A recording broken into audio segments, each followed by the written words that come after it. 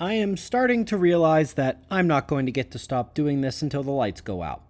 The longer time goes on, the more evidence comes that the astronomers don't know nova events. The evidence that the sun can have a micronova becomes more convincing.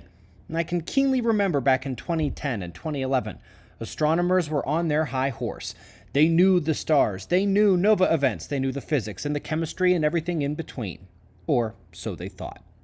Since then, they have discovered several new kinds of stars, several new kinds of nova events, and different rules that apply to nova events that they thought they had pegged.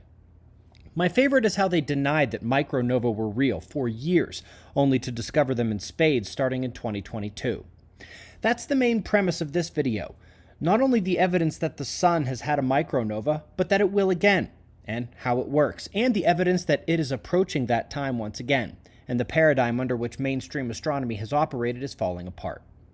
2 weeks ago, we shared the two new types of stars they discovered, an amazing discovery, but also pretty embarrassing for the establishment of astronomy. And of course, earlier this morning, we went over the micronova paper, driving down into the energetic details of those events and distinguishing them from other stellar outbursts.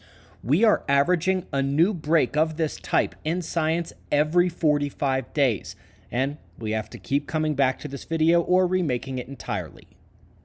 The short point I'm making here is that the science has moved from thinking they were certain and calling people like us crazy to complete uncertainty, discoveries that were unimaginable for them in years past, and the elimination of the walls holding back the eventual realization that the sun can micronova. They will get there eventually, even if it takes the event to do so. I'll see you in the morning. Be safe, everyone.